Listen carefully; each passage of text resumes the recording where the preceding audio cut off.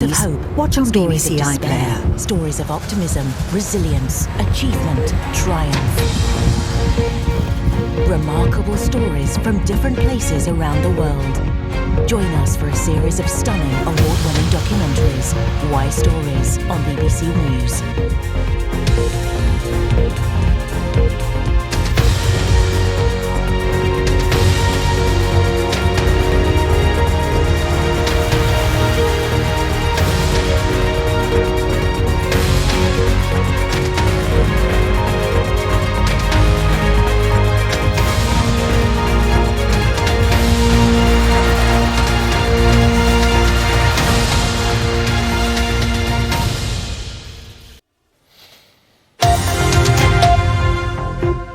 Hello, I'm Fraser, and this is The Context. So far, I can confirm that we have managed to retrieve 74 bodies. Johannesburg has never had an incident like this where so many people die as a result of a fire in the center of the city. So this is tragic. When we wake up, so we find the whole building, the fire, it was all over. So other people start jumping outside.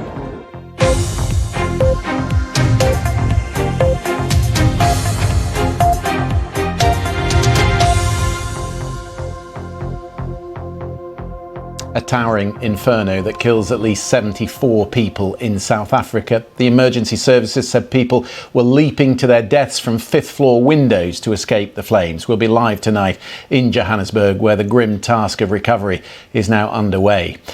Also tonight, we'll look at the situation in Florida, where tens of thousands of people are still without power. Hurricane Idalia caused significant damage along the Gulf Coast, where the cleanup is underway. And a special report this evening on the influencer Andrew Tate, charged in Romania with rape and human trafficking. It is an appalling tragedy. 74 people, including 12 children, killed in a fire that swept through an abandoned 5-storey building in Johannesburg. These are the images of the fire. There are reports that some of the dead, who lived in a maze of shacks and other makeshift structures, threw themselves out of the windows to escape the fire. The emergency services say a further 52 people were injured. That search and recovery operation is being carried out floor by floor, with fears the death toll could rise further. Here's one of the lucky people who did escape. Well, that's good news. Brendan, have a good show this evening. Thank you for coming on. Thanks for having me. Around the world and across the UK, this is BBC News. Let's take a quick look at some of those UK stories making headlines today. A police officer driving a van who followed 2 teenagers before they both died in an e-bike crash is being investigated for dangerous driving. 16-year-old Kyrie Sullivan and Harvey Evans, who was 15, died after the bike they were riding crashed in Ely, Cardiff in May. The deaths led to riots which saw 15 officers injured and dozens arrested. The Prime Minister has appointed Grant Shapps as Defence Secretary after the previous holder of the job, Ben Wallace, stood down. It is part of a mini reshuffle, and taking on Mr Shapps' former role of Energy and Net Zero Secretary is Claire Coutinho, another close ally of Rishi Sunak. A last-minute deal to save the collapsed retailer Wilko has fallen through. Hundreds of job losses are expected to follow. The discount chain went into administration earlier this month. Although for now its stores remain open, PricewaterhouseCoopers is trying to find another buyer for the store.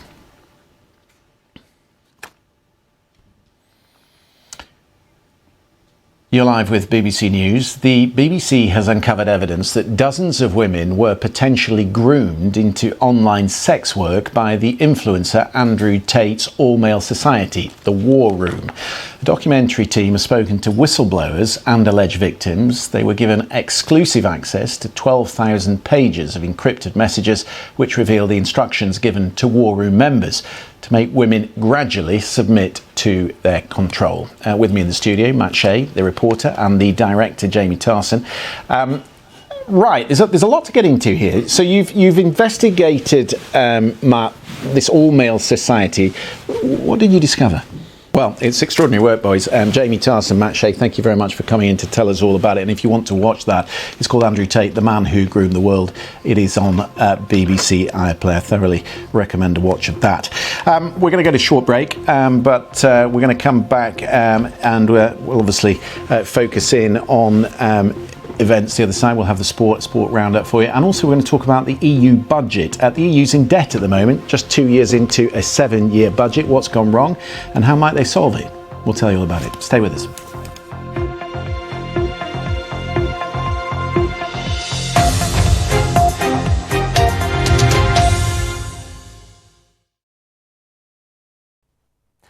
Hello there. Things are looking pretty quiet as we head into the weekend across central, southern and eastern parts of Europe. But we have lower pressure though towards the more northern areas. Faith in me to tell you that story accurately and impartially and in a way that really means something.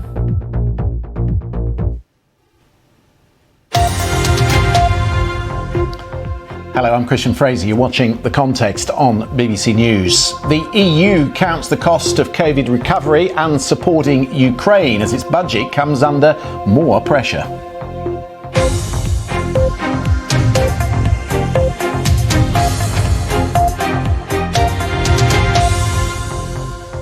Before we talk about all that, let's get a check on the sport. Here's Betty. Hi, Betty. Hello. We'll start with the Champions League draw, which is now done and dusted. All the latest sport for now. Betty, thank you very much. The EU's 7-year budget was agreed in 2021, but 2 years into that 7-year plan, the world looks very different. The EU is spending colossal amounts of money on Ukraine. They're paying higher interest rates on the 800 billion euros they borrowed for the COVID recovery programme.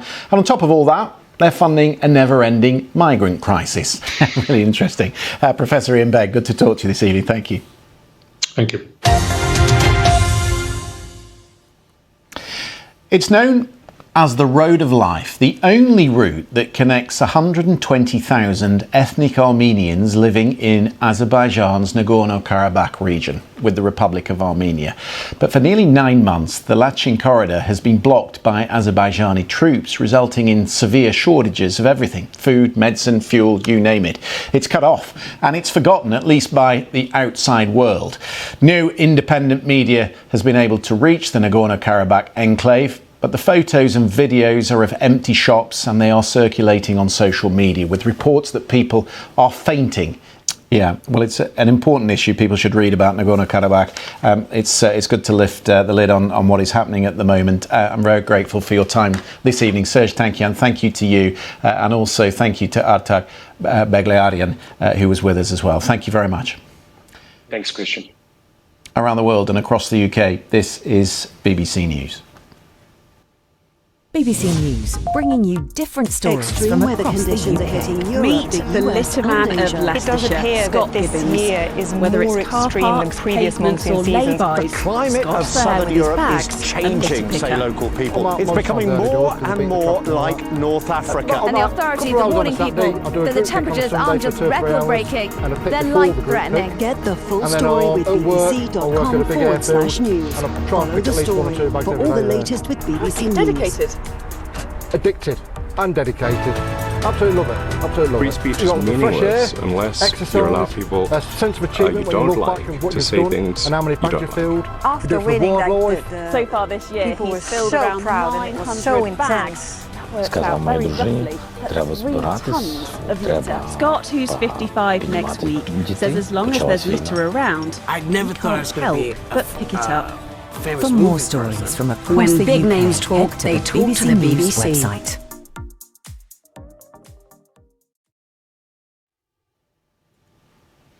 You're live with BBC News. Chief constables in England and Wales will be given new powers to sack hundreds of officers who are deemed unfit to serve. Under the new system, a finding of gross misconduct will automatically result in a police officer's dismissal unless there are exceptional circumstances. Senior officers will also chair the independent panels considering each case. long time again for discipline processes to be carried out. Okay, I'm out of time, but I get your point. I mean, a lot of people looking at this would say vetting. It starts with vetting, but obviously there's a debate to run on whether this is the right approach. Thank you for your time this evening. That's Unmeshed this side. We'll be back after the break.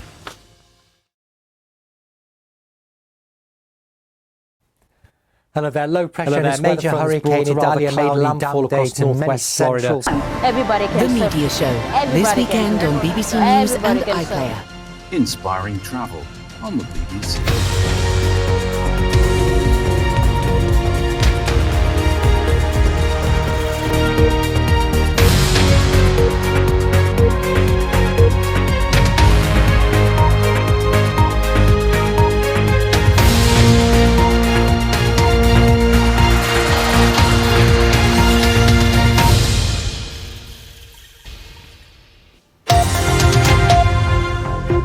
Hello, I'm Christian Fraser, and this is The Context.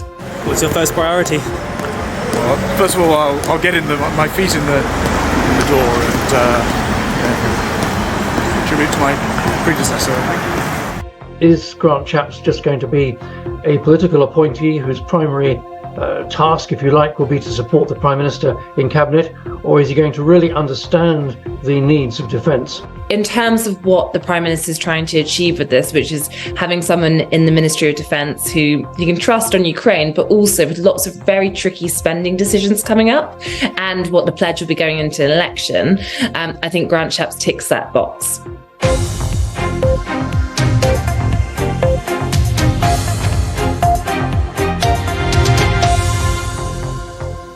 Yes, a new Secretary of Defence, Rishi Sunak, shakes the pack, but is Grant Shapps the right man to lead the UK's armed forces? We'll get the thoughts tonight of General Lord Dannatt, former Chief of the General Staff. Also with us on our panel tonight, Andrew Fisher, former Director of Policy for the Labour Party under Jeremy Corbyn, and Lanny Chen, former Foreign Policy Advisor to Mitt Romney. One important part of Grant Shapps' brief, the South China Sea. We have a special report tonight on the United States joint exercises in that region. And this time next week, the programme will be in New Delhi for the G20 summit. What can we expect from India, who are hosting it for the first time? Welcome back. Grant Shapps has had a very busy year. This is his fifth cabinet appointment. Today he was reassigned again, this time to the Ministry of Defence. He replaces the outgoing Ben Wallace, who previously served in the Scots Guards. The role of Defence Secretary has never been more important. Just this morning, the Royal Navy said its warships and RAF patrol aircraft were tracking Russian vessels in waters close to the UK. Here's our political editor, Chris Mason. You'll have to hit the ground running. Lord Dannatt, it's lovely to see you this evening. Thank you for coming on the programme. Thank you. Well, one theatre of operations that is becoming increasingly important to NATO and its allies is the South China Sea. And this past few weeks, there's been plenty going on. The United States and its allies have been running joint military exercises with Australia and the Philippines. There's been a series of mock beach landings and air assault manoeuvres. And that all comes against a backdrop of growing regional tension. China continues to assert its sovereignty over almost the entire South China Sea, one of the world's busiest sea lanes, despite a UN-backed tribunal ruling that its claims are groundless. OK, Tiffany, we'll have to leave it there. I hope our panel were listening to that, because I'm going to test them on that the other side of the break. We're going to talk about India and the G20, and we'll pick up some of that. We will just go to a short break though. Stay with us. Let's take a quick look in that gap at some of the UK stories making headlines today. A police officer driving a van who followed two teenagers before they both died in an e-bike crash is now being investigated for dangerous driving. 16-year-old Kyrie Sullivan and Harley Evans, who was 15, died after the bike they were riding crashed in Cardiff in May. The deaths led to riots which saw 15 officers injured and dozens arrested. The former Conservative MP, Antoinette Sambach, has asked to be removed from an academic's research that connects her to a slave-owning ancestor. Malik Al-Nasir named Miss Sambach as a descendant of Samuel Sambach, a Liverpool merchant who had a stake in plantations in the West Indies. In a 2021 video, she argues there is no public interest in identifying her. A last-minute deal to save the collapsed retailer Wilko has fallen through. Hundreds of job losses are expected to follow. The discount chain went into administration early this month although for now its stores remain open. They are now, in the absence of that buyer, looking for another. You're watching BBC News. There are 1.8 million British Indians. They are the largest ethnic minority group here in the UK and an increasingly important part of the electorate. Next week, Rishi Sunak will travel to New Delhi for the G20 summit. Quite a moment. Two Hindu heads of government, the old power and the new, which you might think would bring them closer together. OK, we'll have to leave it there and we're going to go to a break. I'm going to be there, actually, on Friday. We're going to New Delhi. We're going to take the programme there and focus on next weekend. So James's article has been good reading ahead of that visit. So, James, thank you very much for that and thank you for coming on the programme. The other side of the break, we're going to talk about artificial intelligence, which is always a thorny issue. Do we need legislation now? It's developing so fast. A committee here in the UK says we've got weeks, not months, to get some rules and regulations in place. We'll talk to the chair of the Science and Technology Committee, who's coming on the programme. Stay with us.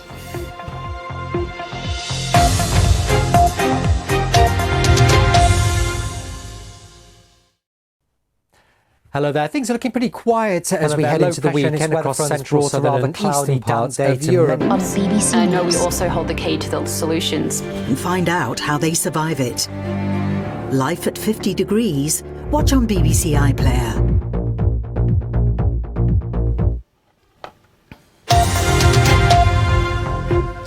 Hello, I'm Christian Fraser. You're watching The Context on BBC News. A UK parliamentary committee calls for the regulation of AI to be sped up.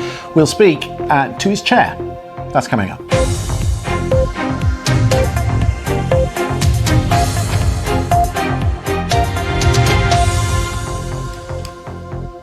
Welcome back. There are many opportunities associated with artificial intelligence, but with progress comes risks, potential threats to national security, concerns about our privacy, the danger AI spreads misinformation or reinforces societal biases. If we are to maintain confidence in this new technology, then we're going to need rules and laws to guide it. The UK Parliament's Committee for Science, Innovation and Technology has just published a report which calls on the government to legislate as quickly as possible. The government is hosting an international AI summit in November. The committee thinks that would be a good opportunity to steer the conversation on what those rules should be. With us tonight, the chair of that committee, Greg Clark. Mr. Clark, good to see you. Good evening. Who did you speak to for this report and what concerns did they express about the way the government is approaching the rules? Yeah. OK, we'll have to leave that there. Katie, lovely to see you. Thank you for being on the programme this evening. We're going to go to a short break. You're watching BBC News. BBC News, bringing you different stories from across the UK. Meet Bill Cooksley. He's 102 and he's attempting to become the oldest person to ever complete the Great North Run. He's no stranger to a challenge. When he turned 100, he walked 100 miles in 10 days. And after his 101st birthday, he cycled 1,000 miles on his tricycle. But given his age, the Great North Run organisers requested that he do the walk accompanied by two carers. Just I fancy doing the Great North Run. Will you help us? And he just really took off from there, so I couldn't say no, really. One thing I hope comes out of it is encourage other people to try the same thing. Because very often they get to a certain age and they say, well, not that. I'm not supposed to be able to do it. It's the same reaction that powers our sun. But I just and it's didn't the do fusion that. process that releases an even greater amount of energy than nuclear fission alone. Do so hence until the far greater explosive power. I'm forced to stop. For more Original stories from across the UK, from the head BBC. to the BBC News website. Can I quickly show you the best pictures of the day? This is police in Nebraska pulling over a man who's driving on a motorway with a Watusi bull, 1,600 pounds of it strapped into the passenger seat. This bull is named Howdy Doody, and he was standing in the front seat with most of its body outside the vehicle, and the police responding assumed that it would be a small calf that would fit into this adapted car, but in fact the passenger side door had been replaced with a metal guardrail from a cattle stall. And this police officer apparently later said that there were some citable issues with this situation. You think? Anyway, he was given a warning and he was asked to steer the animal home. Do you like that? Steer the animal home? It's time for the panel. Andrew Fisher, you want to talk about legalisation of cannabis. Go. And I may stay away from Trader Joe's for some period of time until they work this out. Yeah, I've not heard of the rock diet, I must say. But obviously problems at Trader Joe's. We'll follow that closely. We're out of time. Lenny Chan, Andrew Fisher, thank you for your company this evening. We will be back with the programme same time tomorrow. Thanks for being with us.